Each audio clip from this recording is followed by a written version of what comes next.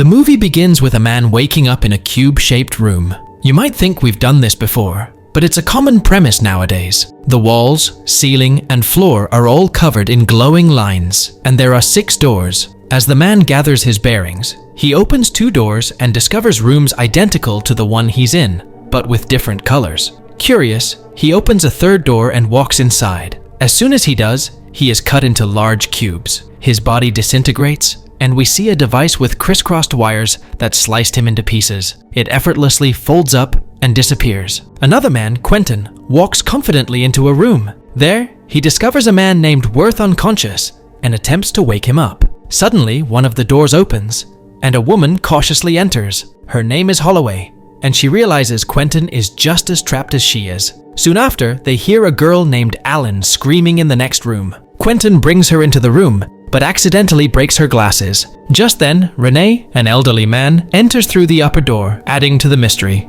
It is revealed that none of them know where they are, how they got there, or why they are there. Quentin, on the other hand, is aware of the traps in the rooms, because he nearly lost his head earlier. The group of 5 agrees to stick together and look for an exit. Renee leads the way, showing how to check for traps by tossing a boot into rooms and holding onto the laces to see if anything triggers. Every time he throws a shoe into a room, it catches fire. He then quickly retrieves the shoe and alerts everyone to the presence of motion detectors in the room. He warns that entering will activate the detectors, resulting in fatal burns. They can tell which rooms are safe and which are dangerous by tossing shoes into them. In the meantime, Holloway considers various possibilities for who created the cube, with aliens and the government being her main theories. "My money's on Mr. Beast," Renee says. After a while, the group starts to hear strange noises from outside, similar to the rumble of a large elevator. Holloway assures herself that someone will surely come to their rescue. Quentin and Renee, on the other hand, believe there must be an escape route and recommend proceeding in a straight line. Lee, overwhelmed by everything going on around her, begins to panic. She is concerned that all of them will die in this cube, but Quentin assures her that they will all escape. "Please, just see reason," Quentin says. "I can't see anything," Lo explains. Renee then suggests that they should move forward in a straight line until they reach the end, as standing still will not help. The others agree and begin navigating through the rooms accordingly. Renee tosses his shoe into the adjacent room. He leads the group inside one at a time, after determining that it is safe. As they move, they notice a series of numbers displayed on the hatchways connecting each room. Seeing this, Holloway deduces that there must be thousands of rooms.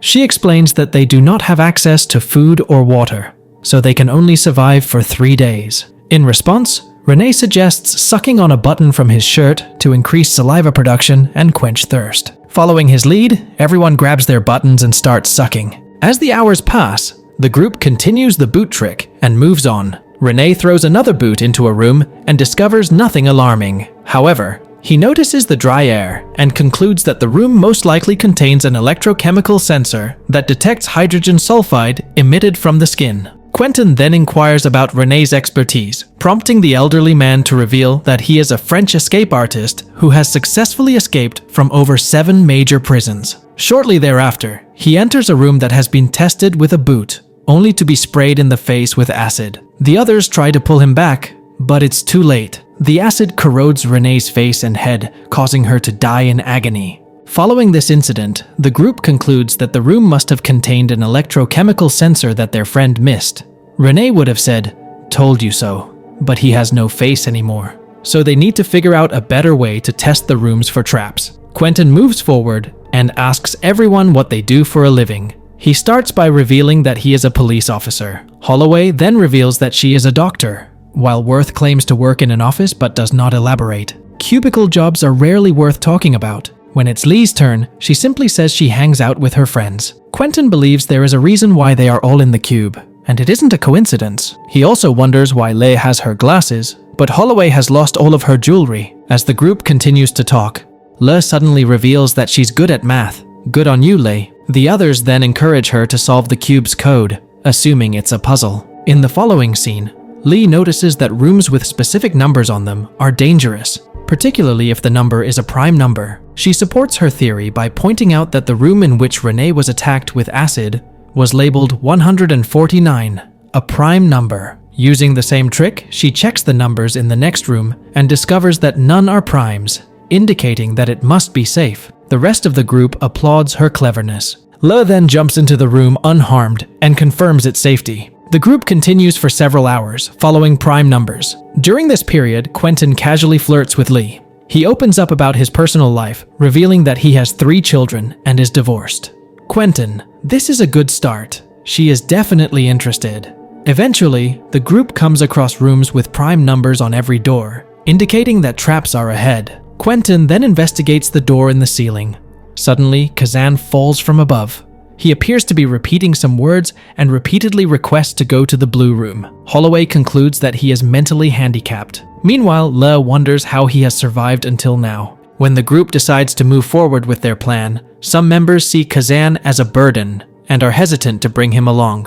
However, at Holloway's insistence, he is included in the group. Holloway and Quentin discuss who could be behind the cube while they speculate about their surroundings. She assumes that the government built such a massive structure, most likely in the desert. Meanwhile, Quentin speculates that a billionaire may have built it for entertainment, but Holloway finds this amusing and dismisses it. Renee probably had the right idea about Mr. Beast, but she no longer has a face. Shortly after, Quentin enters a room devoid of prime numbers and narrowly avoids death from a trap involving rotating razor wires. This incident contradicts Le's theory that non-prime numbered rooms are safe. Later, Quentin suspects Worth is a spy because he hasn't spoken since they met. The group then takes a break as Lee attempts to decode the numbers. After a while, Quentin dupes Worth into admitting that he is one of the architects who created the massive cube-shaped structure that houses the cube-shaped rooms. When asked who hired him, Worth admits that he never knew his employer. He was only there for the money. Despite the group's growing distrust, particularly Quentin's use of violence, Worth provides them with critical information about the outer cube's dimensions, which are 434 feet. Given the data, Le deduces that there are 26 rooms on each side, for a total of 17,576 rooms. She then suggests that the numbers between the rooms could be Cartesian coordinates, indicating the room's positions within the cube. With this revelation, the group decides to proceed to the nearest edge. They continue to boot up the rooms in order to detect any potential threats. In the next scene, they discover a seemingly safe room next to theirs. As they are about to cross it, Kazan unexpectedly screams, setting off some deadly traps in the room. The group then deduces that the room is equipped with a sound-activated trap system that will pose a danger if they pass through. Quentin suggests leaving Kazan behind because he will not make it through due to his sudden outbursts. Holloway, on the other hand, insists on accompanying them and even offers to walk through the room with Kazan. After a while, everyone manages to get through safely. When it is Quentin's turn, Kazan accidentally triggers the trap by making noise.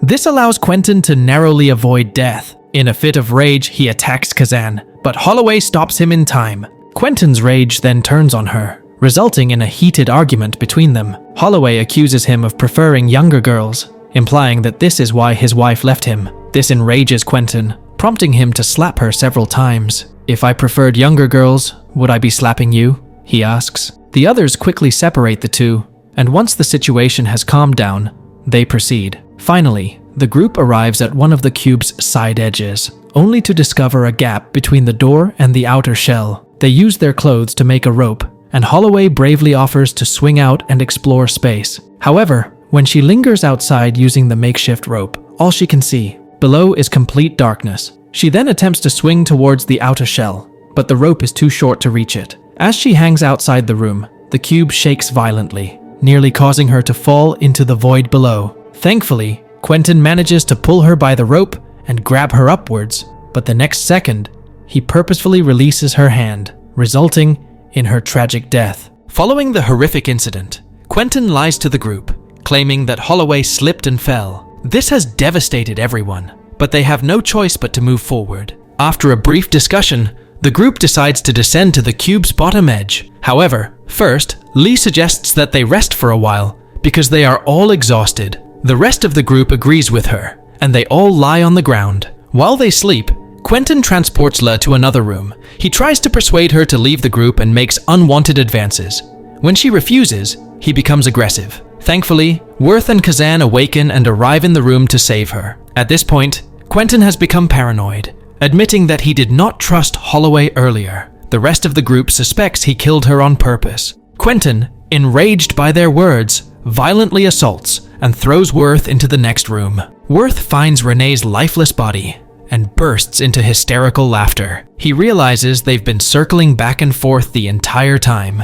He also notices that the acid room where Renee died is no longer nearby, which leads the group to the conclusion that the rooms are shifting. Le then realizes that trap rooms are labeled with numbers that are not only primes, but also prime powers, a larger set of prime numbers. She recalls that a room's coordinate number was 27, which was higher than the expected 26, indicating that there is a bridge room leading to the exit. She begins calculating its position using the surrounding numbers as reference points and discovers that it will move twice before returning to its original location. As they discuss how to detect traps and how Lee figured it out, she suggests examining all 9 numbers rather than just 3 and looking for prime factors to determine safety. She is now responsible for calculating the prime factorization of 3-digit numbers in each room they enter. Quentin urges her to calculate the factors quickly, but she says it's too complicated without a computer. Fortunately, Kazan's true abilities emerge precisely at the right time. He is revealed to be an autistic savant capable of quickly performing these calculations. Everyone is impressed when he unexpectedly reveals the prime factors of 567. They then continue to verify prime factors in the room, confirming its safety according to his calculations. To test, Quentin throws a piece of debris across the room, which remains intact and ensures safety. With Kazan's assistance, the group safely navigates to the exit. Worth then devises a plan to subdue Quentin, who has become increasingly paranoid. He manages to entice Quentin into a room below them, leaving him to face his fate. Following this, the rest of the group moves forward until they reach the cube's bridge room. When they open the door, a flood of bright lights pours into the room. However, Worth decides not to go outside because he believes there is nothing for him beyond the cube. At this point, Quentin reappears from behind and manages to catch up with them. He tragically kills Lee by piercing her back with a broken door handle before injuring Worth with a powerful stab. He then looks at Kazan, who is attempting to climb out of the room. Before Quentin can reach him, Worth grabs and holds his leg tightly. Just then, the room starts to realign in the narrow crawl space between them. As a result, Quentin becomes trapped in between, resulting in his grisly death. Worth succumbs to his injuries shortly after, but at least he saved Kazan's life. The film's final scene depicts Kazan emerging from the cube and gazing at the blinding light, which could be the escape door. I appreciate you watching, and I'll see you in the next video.